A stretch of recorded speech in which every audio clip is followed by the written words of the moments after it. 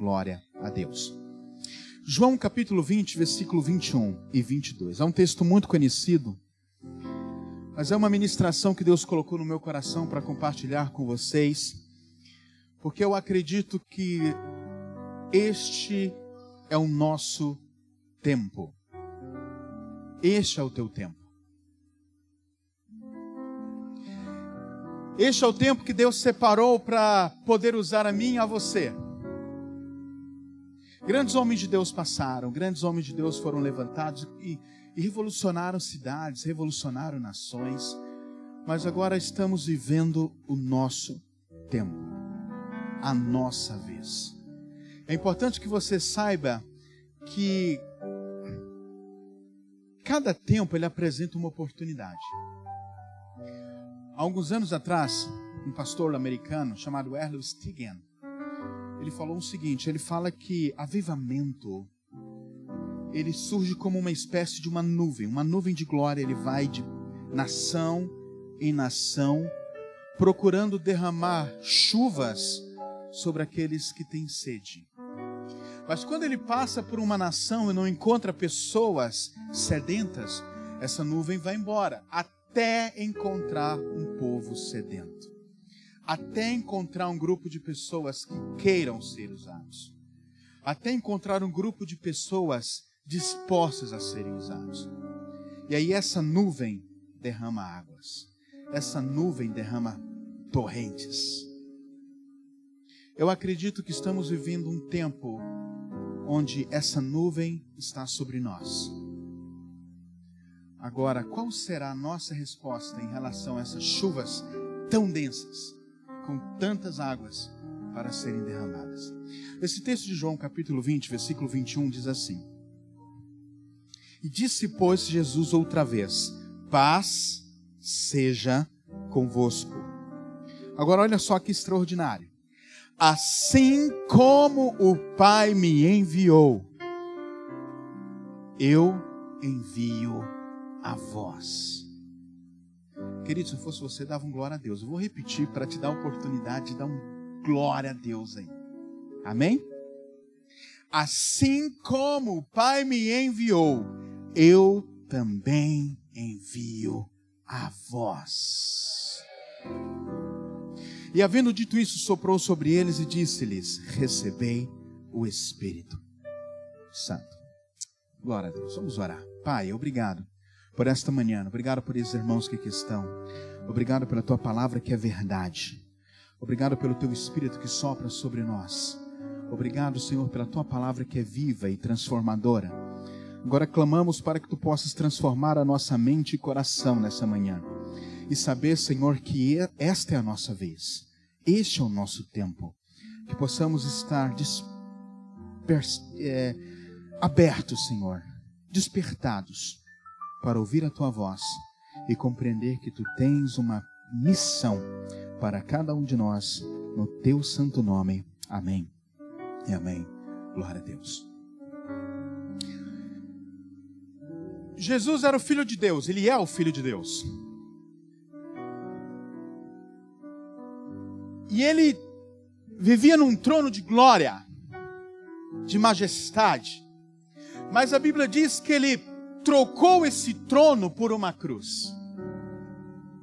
Ele trocou toda a glória do céu para passar um tempo numa terra louca, cheia de desafios, cheio de problemas, para morrer por um povo cheio de dificuldades, cheio de problemas, por um povo muito confuso. Mas ele abriu mão da glória do céu para esta terra, da riqueza à pobreza, pagar uma dívida que não era dele, mas era nossa. E ele veio aqui, ele morreu, ele sofreu, ele sofreu humilhações, ele foi perseguido, ele sofreu dores de chibatadas, cravos nos pés, cravos nas mãos, coroa de espinhos, foi colocado numa cruz, para dar ao homem a oportunidade de ser salvo por intermédio de sua maravilhosa graça. Da glória do céu para essa terra, da terra para a cruz, da cruz para uma sepultura. Pagar uma dívida que não era dele. Mas ele veio iniciar o maior projeto de todos os tempos. Jesus, ele veio abrir as portas para que o Dream Team, o time dos sonhos, o melhor time da história, pudesse entrar em campo. Com o propósito de gerar uma revolução, uma transformação para a humanidade. Jesus, ele marcou a época, ele trouxe uma revolução. Ele veio dar ao homem a oportunidade de ser salvo por intermédio da sua maravilhosa graça. Se você está aqui hoje, se você está aqui nessa manhã, foi porque Jesus morreu por você. E hoje você é livre. Hoje você é liberto. Hoje você é curado. Hoje você, meu irmão, é sarado. Mas ele ressuscitou. Ele venceu a morte. O meu Deus venceu a morte. O meu Cristo venceu a morte. A morte não pôde detê-lo. A morte não pôde segurá-lo.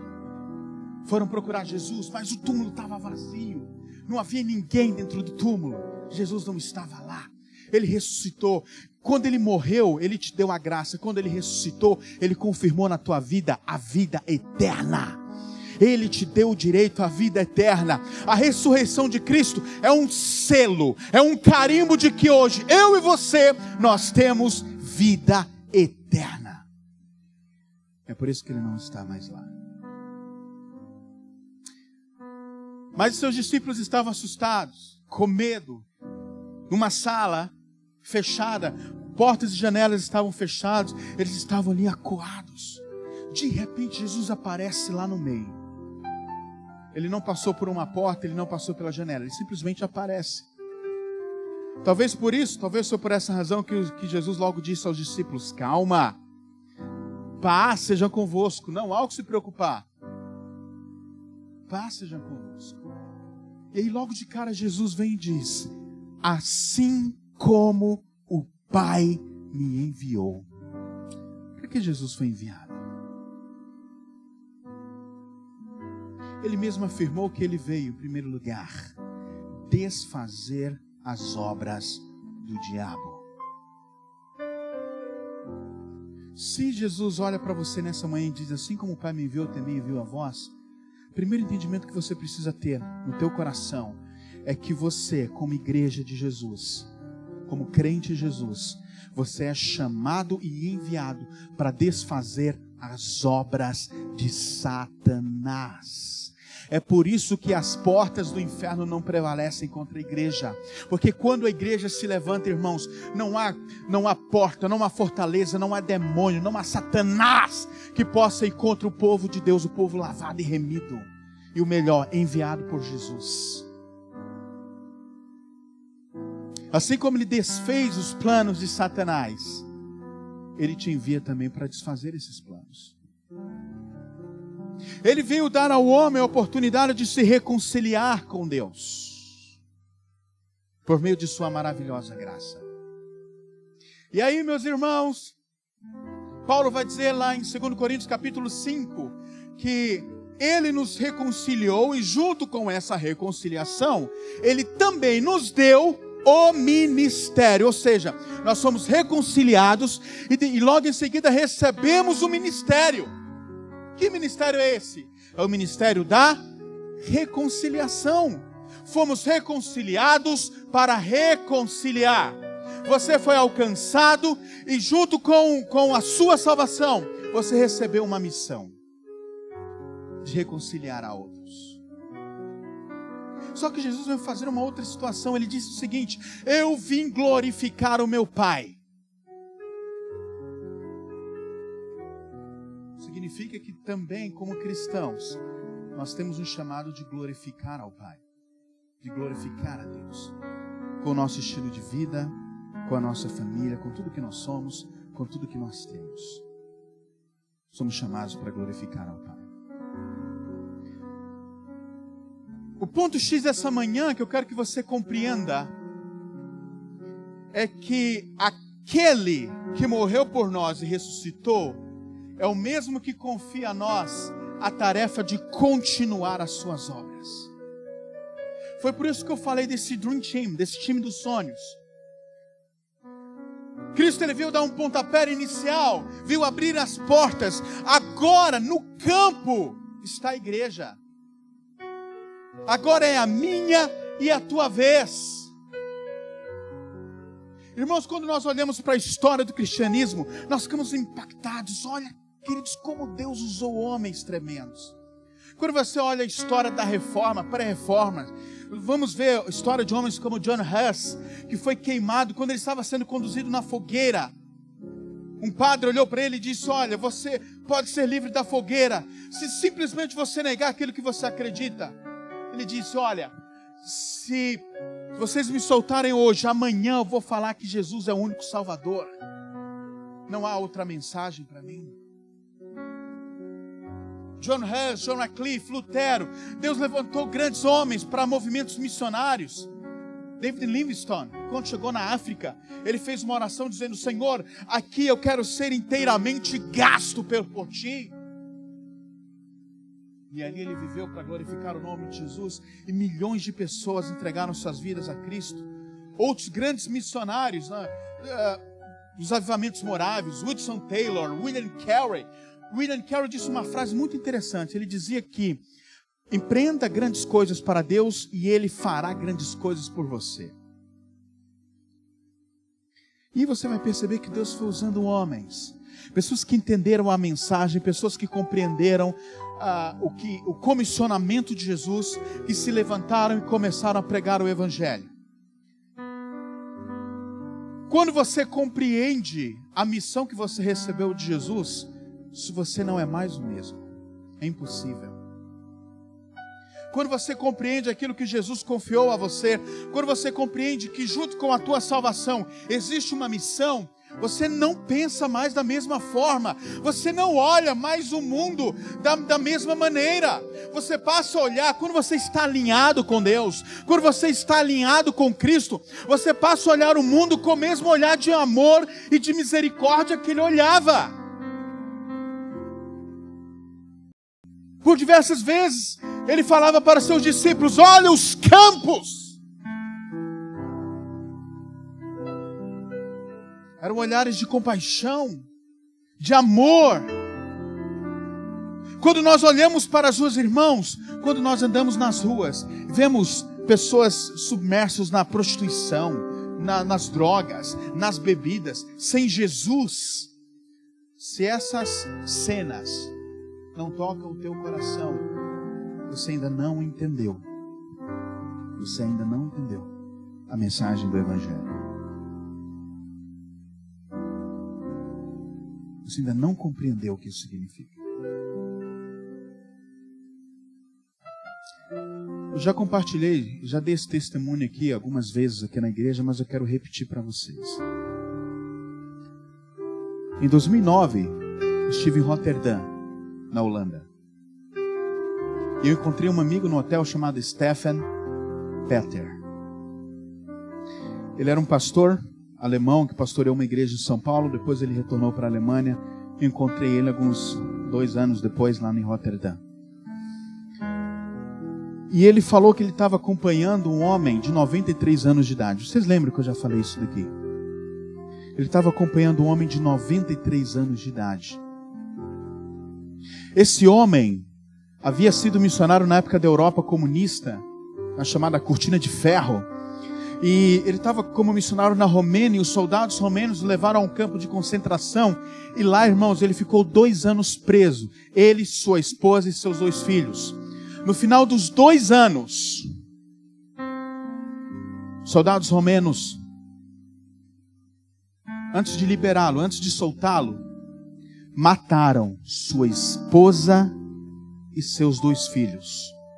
E depois perfuraram seus olhos para que aquela fosse a última imagem de sua vida.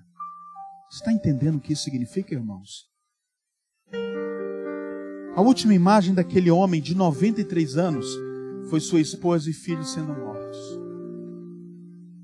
Depois, com seus olhos perfurados, ele foi jogado lá para fora do campo de concentração. Essa é a história desse homem. Quando Stephen me contou a história dele, eu disse: me leva para conhecê-lo. Eu quero estar perto de pessoas assim. Eu gosto de estar conectado com pessoas assim. Eu quero ouvir as suas histórias. Eu quero que ele ore por mim. Stephen, me leva. E fomos no quarto de Stephen, irmãos. Quando eu entro no quarto do Steph, aquele homem estava lá de joelhos, orando ao Senhor. Ele estava literalmente com a testa no chão. Eu entrei no quarto esperando ele acabar de orar. Só que ele não terminava a sua oração, irmãos. Eu disse: Steph, eu vou para o meu quarto, daqui a um pouco eu volto e você me apresenta esse homem de Deus. Irmãos, eu fui para o meu quarto, deitei um pouquinho, acordei, levantei, tomei um banho, troquei de roupa, peguei a Bíblia. Minha intenção era passar lá e depois seguir para a igreja. Peguei a Bíblia, fui no quarto de Stephen, bato na porta. Quando Stephen abre a porta do quarto, irmãos, quando ele abre a porta, aquele homenzinho de 93 anos ainda estava lá de joelhos, orando ao Senhor. Eu entrei no quarto, esperamos um pouquinho e ele não terminava a sua oração, irmãos. Mas eu comecei a reparar as orações dele. Eu não sei pronunciar para você, mas audivelmente percebia-se que ele repetia as mesmas coisas. Eu perguntei: Stephen, o que ele está orando aí? Desculpa a pergunta, mas parece que ele está falando as mesmas coisas. O que ele está orando? Querido, Stephen olhou para mim e disse: André, ele está fazendo a seguinte oração. Escute. Senhor, eu estou frágil como o pó da terra, mas se quiserdes, ainda pode me usar.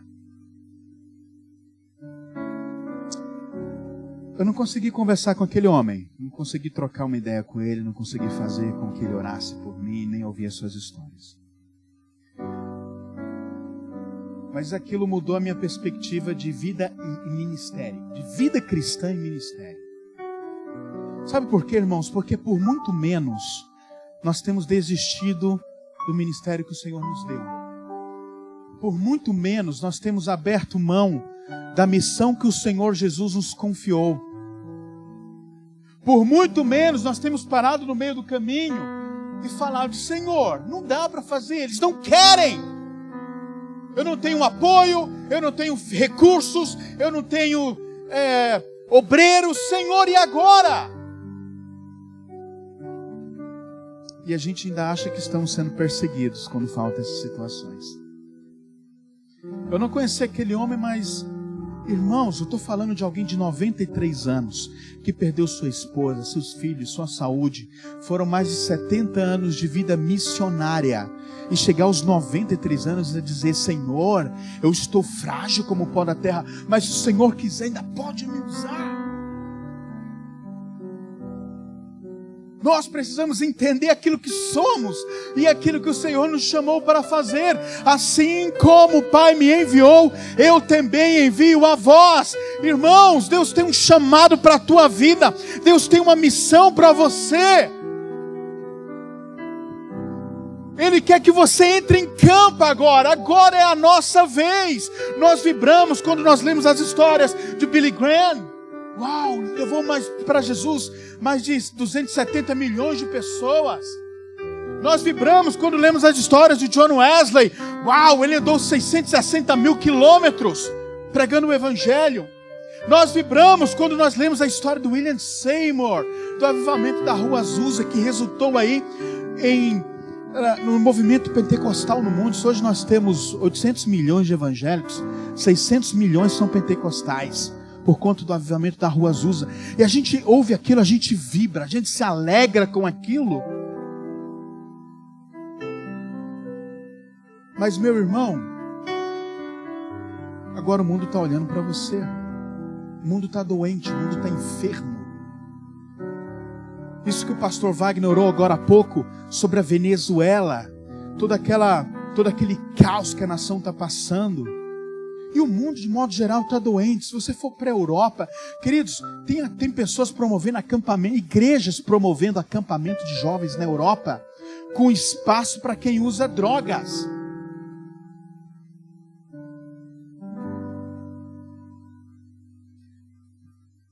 Nações estão aprovando a iniquidade.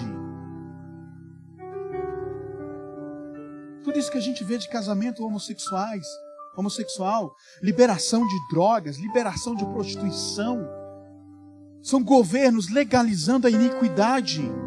O mundo está doente, o mundo está enfermo. Essa semana nós vimos no Conselho de Pastores o testemunho de um missionário lá no Nepal, falando das experiências das crianças na Índia, que os pais trocam, vendem suas filhas por $3, por $5.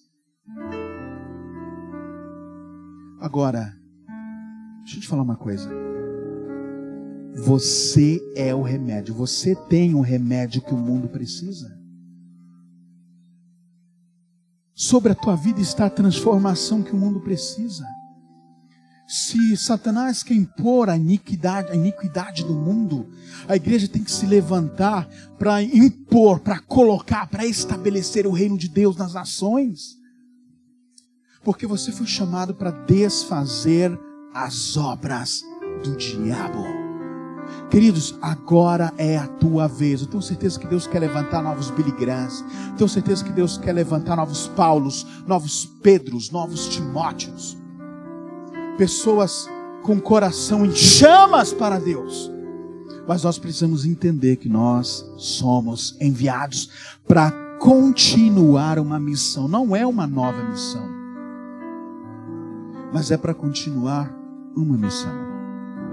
Assim como o Pai me enviou, eu também envio a vós. Mas Jesus olha para nós e sabe que somos fracos. Sabe que nós somos frágeis.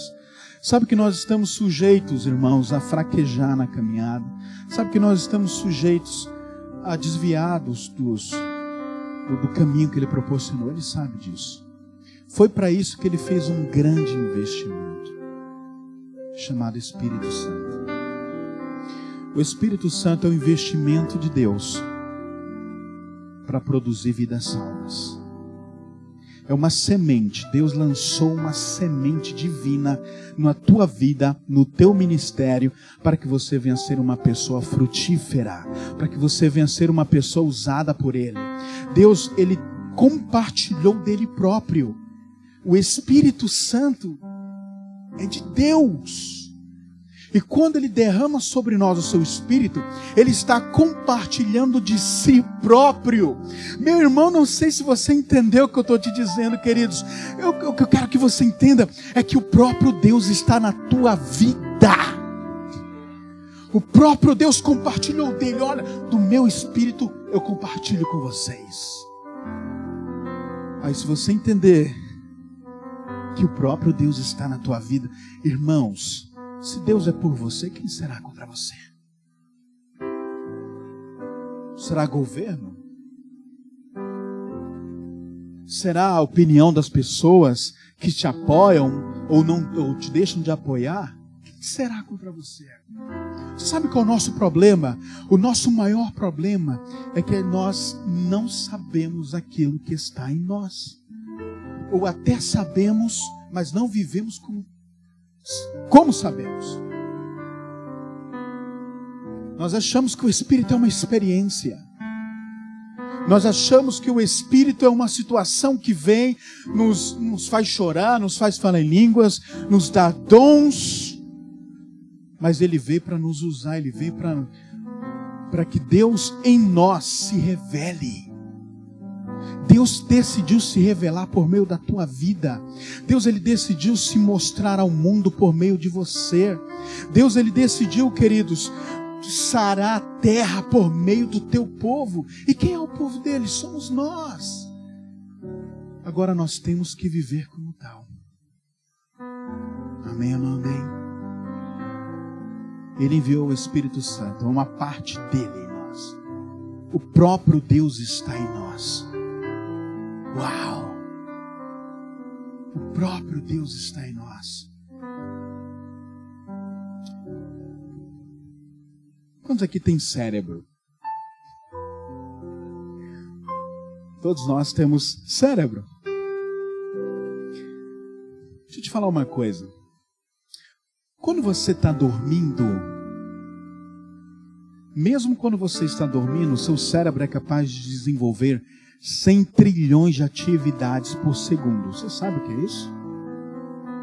Você não tem ideia do que é isso. Ele faz coisas dentro da sua mente que você não tem noção que existe. Mas você não sabe. Você tem 30 trilhões de células. 30 trilhões.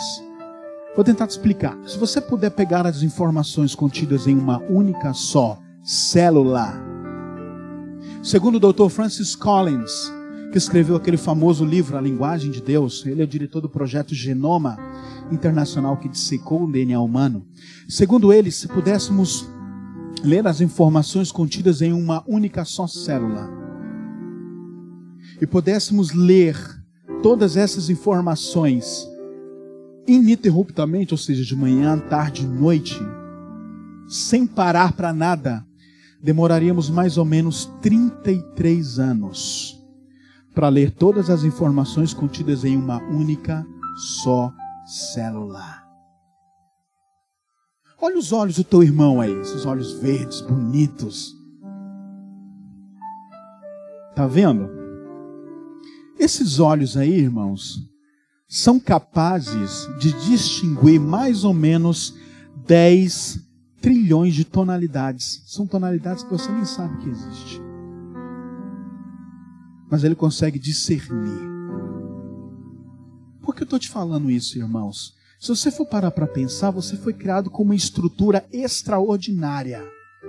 É por isso que o salmista falou que de pouco menores do que Deus nós somos criados.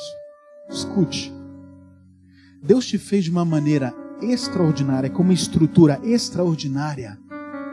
A única razão para isso é porque Ele também quer te usar de uma maneira extraordinária.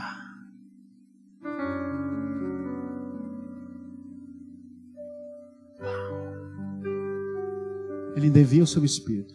Ele te fez de uma maneira extraordinária. Ele te envia o Espírito Santo. Ele te dá uma comissão. Assim como o Pai me enviou, também envio a vós. Sabe o que significa esse envio, irmãos? Significa que o Filho de Deus confiou a você um trabalho. Jesus falou, todo poder foi me dado. Todo poder foi me dado. Não sobrou poder para Satanás. Não sobrou poder sobre governos. Não sobrou poder para nada. Sobre reis, nada. Todo poder foi me dado no céu e na terra. Jesus disse. Esse que tem todo o poder no céu e na terra é o mesmo que vem para você nessa manhã e te envia para continuar as obras dele. Queridos, a maior autoridade da história olha para vocês nessa manhã e diz: continuem as minhas obras.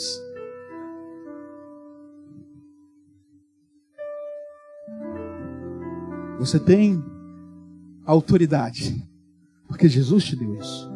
Você tem um comissionamento.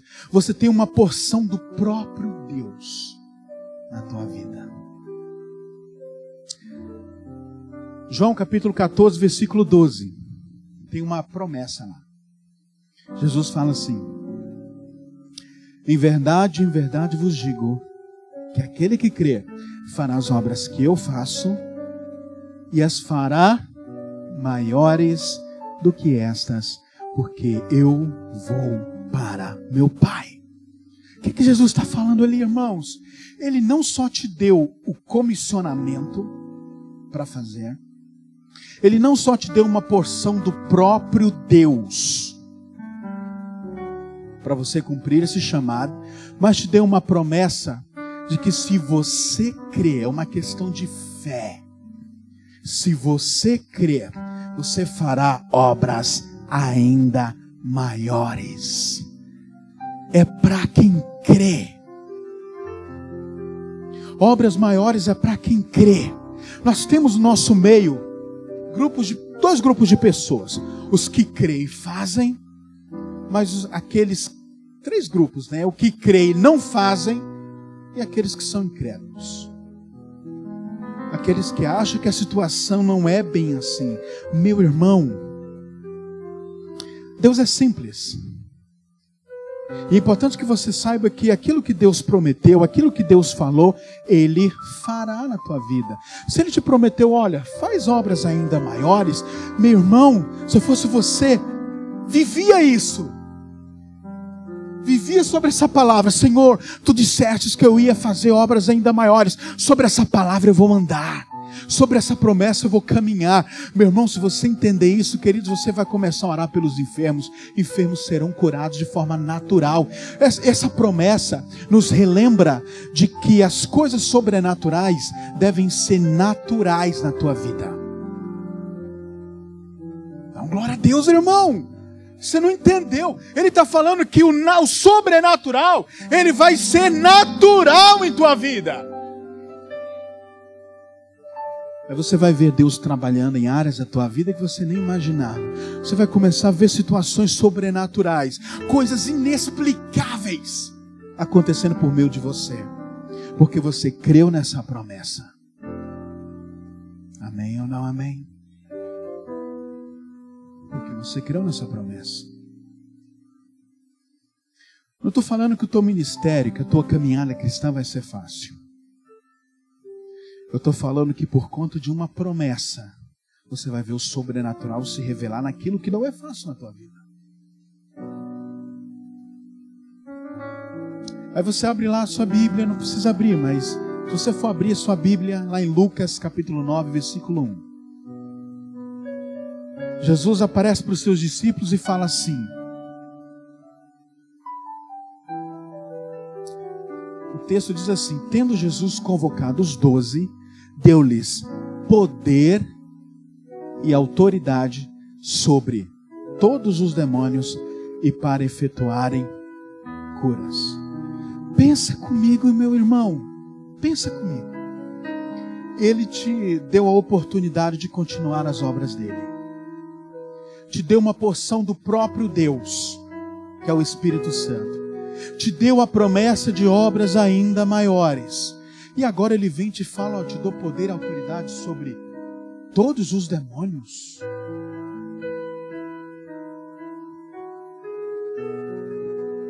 Você não sabe o que Deus investiu na tua vida, irmãos. Significa que não há demônio. A Bíblia fala todos. Todos. Não há demônio. Não há hierarquia maligna. Entenda isso. Não existe hierarquia maligna. Não existe demônios. Não existe Satanás que possa ir contra a igreja de Jesus. É todos. É todos. Não há espírito de prostituição, espírito de vícios, espíritos de morte. Não há demônio que possa ir contra aqueles que compreendem que tem essa autoridade de Cristo Jesus. Não há principado em governos. Quando existia um pré-reformador, John Knox, a igreja dele estava crescendo na Escócia. A rainha Mary mandou soldados para matá-lo, só que os soldados chegavam na porta da igreja, viam os cultos, entregavam suas vidas a Jesus. Voltavam convertidos. Ela enviava outros. Os soldados voltavam convertidos. Um dia foram questionar a rainha Mary: por que você está fazendo? Você não está fazendo nada, a igreja dele só está crescendo. A resposta dela foi: as orações daquele homem são mais poderosas do que os meus 10.000 soldados. Agora, Deus não vive apenas de glória do passado. Por isso que o tema dessa mensagem é: agora é a nossa vez. Porque Ele quer se revelar ao mundo como nunca antes se revelou. Aquilo que você viu através dos apóstolos não ficou somente para os apóstolos. Aquilo que você viu na vida de Billy Graham, aquilo que você viu na vida de John Wesley, aquilo que você viu na vida de Seymour, de Reinhard Bonk, aquilo que você viu na vida dos homens de Deus que triunfaram sobre a terra. Meu irmão, a fonte que é o Espírito de Deus na tua vida é inesgotável. Eu e você temos uma fonte inesgotável de poder que se revela de novidade em novidade. E esse Espírito que nós precisamos viver. Isso a Bíblia diz sobre todos os demônios, é sobre todos os demônios. Quando você sair dessa igreja, como diz o pastor Haroldo, quando você entrar no seu campo missionário, queridos, o diabo, os principados, os demônios que estão lá do lado de fora, quando ouvirem os seus passos, eles vão dizer: opa, ele está chegando. Vamos sair, ele está chegando. O irmão está chegando. Vamos sair, o pastor Wagner está chegando, vamos sair. O Berg está chegando. Vamos ter que sair daqui, porque Ele é luz, Ele tem poder, Ele tem autoridade, Ele tem o Espírito de Deus. Meu irmão, onde há luz não há trevas. Queridos, Isaías falou que ainda que as trevas cobrem a terra e a escuridão os povos, mas sobre ti resplandece a luz da glória do Senhor. As coisas podem estar em trevas, mas a luz brilha por meio de nós. Palavra. A Bíblia diz, Romanos 1, capítulo 8, que o Evangelho é poder de Deus. É poder de Deus. Deus se mostra, Deus se revela pela palavra. Agora pensa comigo.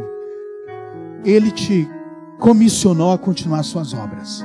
Assim como o Pai me enviou, também envio a vós. Soprou sobre nós o Espírito Santo. Deu uma porção do próprio Deus para nós, um investimento de Deus para nós. Ele nos deu uma promessa de obras ainda maiores. Nos deu poder e autoridade sobre todos os demônios. E para efetuar cura, para levar uma mensagem que é poder. E agora? Você ainda acha que falta alguma coisa? Você ainda acha que falta alguma coisa? Para você se levantar e fazer. Para você se levantar e ser luz, ser canal de Deus. Estou falando de algo chamado grande comissão. Só que muitas vezes nós temos encarado isso como uma grande omissão. No sentido de saber que Deus fez tanto investimento na minha e na tua vida. Ele acreditou tanto em nós. Ele deu tudo o que nós precisávamos. Ele nos comprou com o seu sangue. Ele nos lavou. Ele nos remiu. O pecado não pode mais nos condenar. Ele nos lavou e nos comprou. Depois que Ele nos comprou, depois que Ele nos lavou, depois que Ele nos deu a vida eterna, Ele nos comissionou como agentes de vida eterna, dizendo: assim como o Pai me enviou, também te envio. Te deu poder, te deu promessas de obras ainda maiores, poder e autoridade sobre demônios, o poder do Evangelho para você pregar. Ele te deu tudo. O problema não é a falta de dinheiro para o teu ministério, ou para aquilo que Deus te chamou. O problema não é falta de apoio das pessoas. Sabe por quê? Porque o Deus investiu na tua vida. Você tem um apoio sobrenatural. O problema não é falta de apoio. O meu problema não é falta de apoio.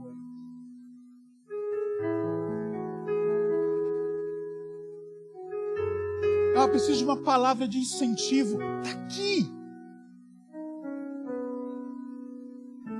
Essa é a tua palavra de incentivo. Essa é a tua palavra de incentivo. Ah, eu não tenho oportunidade. O mundo, irmãos, tem 8 bilhões de pessoas. 92% do mundo está indo para o inferno. Essa é a oportunidade que eu e você precisamos. Se você pegar todas as pessoas que estão indo para o inferno e colocasse um atrás do outro, formasse uma fila, essa fila daria 37 voltas ao mundo de perdidos. Morrem por dia 80 mil pessoas sem nunca terem ouvido o nome de Jesus. 80 mil.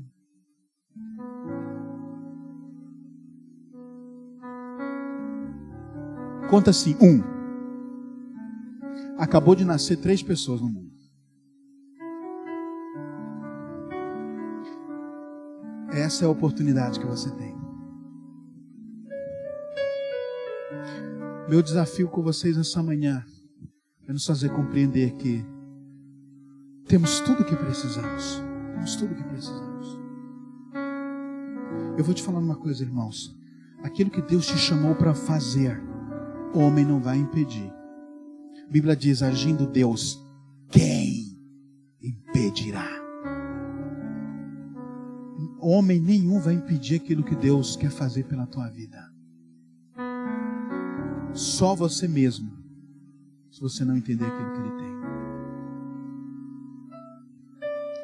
Essa é a mensagem dessa manhã.